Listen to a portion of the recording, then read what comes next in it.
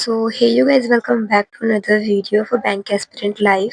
और ये video after IBPS PO mains की है। मेरा तो जो भी हुआ जैसा भी हुआ बस हो गया है।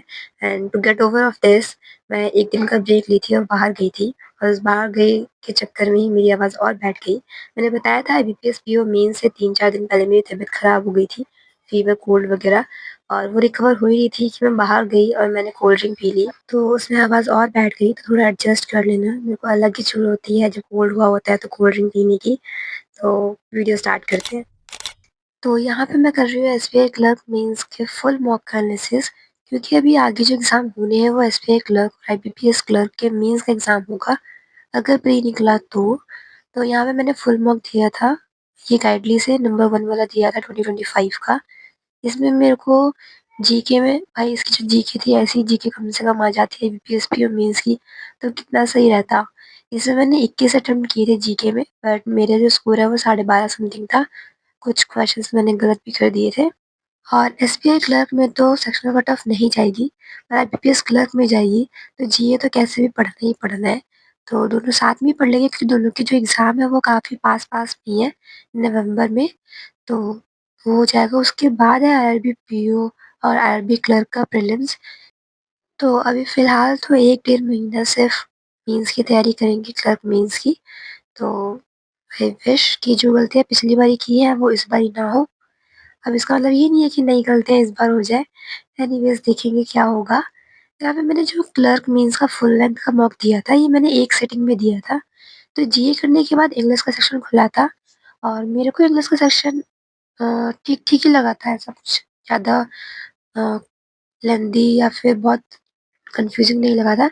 जो लगा वही नंबर कट गया और उसके अलावा भी कटा। मतलब ओवरऑल जो इंग्लिश थी वो ईज़ी टू मॉडरेट ही थी। तो उसके बाद भी मेरा जो नंबर है वो बहुत कम आया है। एनीवेज़, तो उसमें जो मैच द कॉलम और फिलर्स थे, उसमें काफ़ी कन्फ्यूज़िंग थे, बट स्टिल मैंने अटेम्प्ट कर दिए, जो कि नहीं करने चाहिए थे क्योंकि मेरे को डर था उस पे फिलर्स पे, पर मैंने कर दिया फिर भी रिस्क लेकर के। फिर खुला था क्वांट्स का सेक्शन। और क्वांट्स के सेक्शन में भी, क्योंकि अभी तक पीओ मेंस का ही किया है, क्योंकि मैंने देखो मेंस की तैयारी इतनी ज़्यादा नहीं की है। तो जब मैं आईबीपीएस पीओ मेंस की करी थी तो मुझे आइडिया नहीं था कि क्लर्क मेंस में कैसे क्वेश्चंस आएँगे और उसमें वन लाइनर्स कैसे होंगे, उसमें सिम्प्लिफिकेशन भी होगी क्या? तो मैं क्वांट्स के मॉक में तो पूरा का पूरा क्वेश्चंस देख भी नहीं पाई थी। मेरे को अब ये भी नहीं पता था कि लास्ट में 5-6 क्वेश्चंस वन लाइनर है अरिथमेटिक के जो प्रीलिम्स लेवल के हैं। मैं तो वो भी नहीं देख पाई थी। तो मेरे को आइडिया ही नहीं था कि कैसा होगा, नहीं होगा। फिर रीज़निंग का सेक्शन खुला था, रीज़निंग का सेक्शन मेरे को ठीक लगा था ऐसे ऊपर से, मेबी वो लेंदी हो, क्योंकि उसमें 31 या 33 मार्क्स पे कुछ 99 परसेंटाइल है शायद से। तो उसमें लेंदी होगा, हो सकता है वो, बट मेरा क्या था कि मेरे 3-4 क्वेश्चन में टाइम बहुत वेस्ट हुए, जहाँ पे मैंने गलतियाँ की है, मिसरीडिंग की है। पता नहीं भगवान कब मिसरीडिंग से मेरे को छुटकारा देंगे। मैं कितना मिसरीड करती हूँ, कितना मिसराइट करती हूँ और कितना मिसकैलकुलेट करती हूँ। एंड आई विश कि ये गलतियाँ मैं आईआरबी पीओ क्लर्क के प्रीलिम्स में तो बिल्कुल ही ना करूँ, क्योंकि वहाँ पे नंबर ऑफ क्वेश्चंस ज़्यादा होते हैं और टाइम कम होता है। और जहाँ एक गलती की वहाँ पूरा का पूरा जो एग्ज़ाम है वो ख़राब हो जाएगा। और आईआरबी पीयू में स्पीड का कितना ज़्यादा रोल होता है वो हमें पता ही है। तो उसके लिए what I will be following is a speed drill of smart कीड़ा। यहाँ पे सोलो ड्रिल और मैराथन ड्रिल दोनों मिल जाती है। सोलो ड्रिल में आप कोई भी एक टॉपिक से क्वेश्चंस लगा सकते हो, और मैराथन ड्रिल में क्या होता है कि नंबर ऑफ़ टॉपिक्स इंक्रीज़ हो जाते हैं। जैसे कि लेट्स से आपको 5 टॉपिक्स का एक साथ देना है या 4 का देना है। हर सब्जेक्ट का अलग अलग दिया हुआ है, रीजनिंग में भी सारे टॉपिक्स दिए। तो जैसे मैराथन ड्रिल्स का बताऊँ तो टाइमिंग सेलेक्ट करने के बाद हमें टॉपिक सेलेक्ट करने होते हैं। तो जैसे यहाँ पे क्वांट्स, रीजनिंग, इंग्लिश तीनों सेक्शन दिए हुए हैं। तीनों में से जिस भी सेक्शन का आपको मैराथन ड्रिल लगाना है लगा सकते हो। तो जैसे मैं क्वांट्स में कुछ टॉपिक सेलेक्ट करके बताती हूँ। जैसे लेट्स से मेरे को speed maths, approximation, data interpretation इनके लगाने हैं। नंबर सीरीज़ भी लगा लिया, तो इनके ही मेरे को लगाने हैं अभी, क्योंकि मैं इनकी प्रैक्टिस कर रही हूँ। तो यहाँ पे स्टार्ट मैराथन करेंगे ना तो ये स्टार्ट हो जाएगा। 3-4 क्वेश्चंस की लाइफ लाइन होती है, फिर हम अटेम्प्ट नहीं कर सकते हैं क्योंकि वो ख़त्म हो जाता है ड्रिल, फिर चाहे क्वेश्चंस आपके पूरे हुए हो या ना हुए हो। उसके बाद अगर आपको ख़रीदना है तो बाय अ प्लान लिखा हुआ है टॉप साइड पे, वहाँ पे क्लिक करके और स्पीड ड्रिल पे क्लिक करोगे तो आपको प्लान्स दिख जाएंगे। जो भी प्लान्स आपको सूटेबल लग रहा है उसको सिलेक्ट करके फेस्ट 25 कोड लगा देना, एक्स्ट्रा डिस्काउंट मिल जाएगा। लिंक डिस्क्रिप्शन में है। तो अब स्कोर देख लेते हैं। ये जीए वाला सेक्शन है, इसमें ये कुछ क्वेश्चंस मैंने गलत किए थे और एक क्वेश्चन है जो आता हुआ गलत किया है, बाकी तो मैंने थोड़े तुक्के मारे थे। तुक्के मार मेरा तुक्का नहीं लगता है भाई साहब। मतलब लोग तुक्का भी लॉजिक के साथ लगा के आते हैं, मेरे में इतना दिमाग भी नहीं है कि मैं तुक्का भी लॉजिक के साथ लगाऊँ। एनीवेज़ इंग्लिश वाला सेक्शन देखते हैं। इंग्लिश में मैंने पैराजिम्बल में गलती कर दी थी, जिसकी वज़ह से 3 क्वेश्चन गलत हो गए। तो ये तो मेरी बेवकूफ़ी थी। फिर बात करते हैं match the column. Match the column में मैंने 5 में से 5 ही किए थे, 3 गलत हो गए। जो पहला वाला मैच द कॉलम गलत हुआ है, वो मैंने ऑप्शन मार्क करने में गलती कर दी है। मतलब आंसर मैं सही निकाली थी, ऑप्शन मार्क गलत कर दी। और जो बाकी के दोनों हैं, इनमें तो मेरे को answer none of the above लग रहा था, क्योंकि मेरे को कॉन्टेक्स्ट जो है वो गलत लग रहा था। लाइन बन रही थी पर कॉन्टेक्स्ट गलत लग रहा था। तो इसलिए मैंने नन ऑफ द अबव किया था, पर आंसर मेरा ये गलत हो गया है। मेरे को अभी भी ये नन ऑफ द अबव लग रहे हैं, क्योंकि पढ़ के कोई लॉजिक नहीं बन रहा है।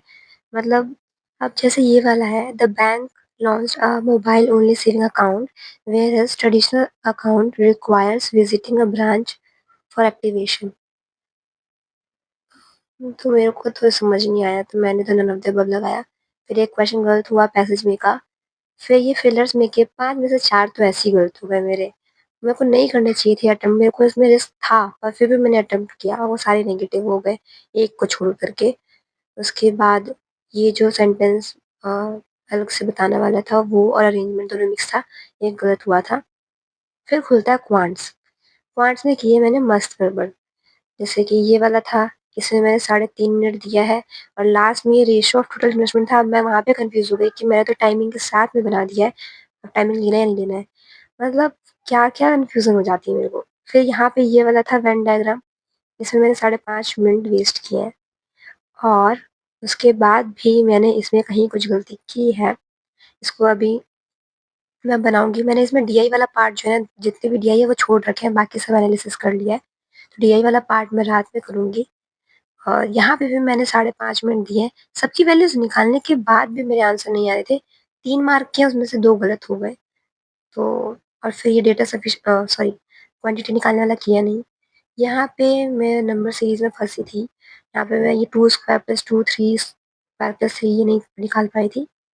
यहाँ पे ये मैं निकाल ली थी, उसके बाद भी मैंने ना ये उसमें उलझी रह गई। मतलब ये मैं समझ गई थी कि ये क्या कहते हैं उसको 5 से मल्टीप्लाई जो भी है वो तो मैं समझ गई थी, बट स्टिल मैं उसमें फँसी रह गई। ये वाला तो नहीं हुआ था मेरे से।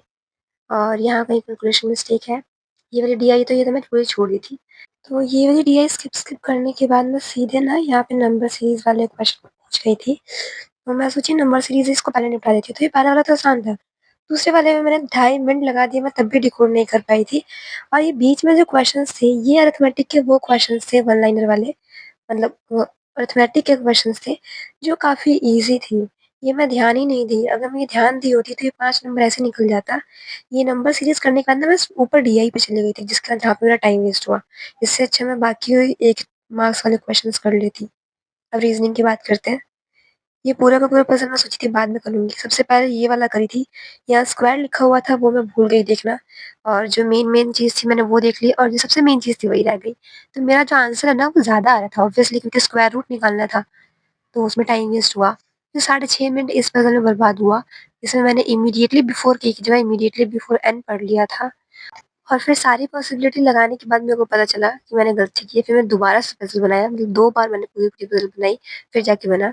यहाँ पे फिर 4.5 मिनट वेस्ट किया है। यहाँ पे डी को ऊपर करना था एफ, और ये ट्रायंगल वाला जो भी शेप है वो और डी था। और मैं इसको डी ट्रायंगल वाला शेप और एफ पढ़ रही थी। कितनी एब्सेंट माइंडेड हूँ, कितनी ज़्यादा, मतलब हद पागल हूँ।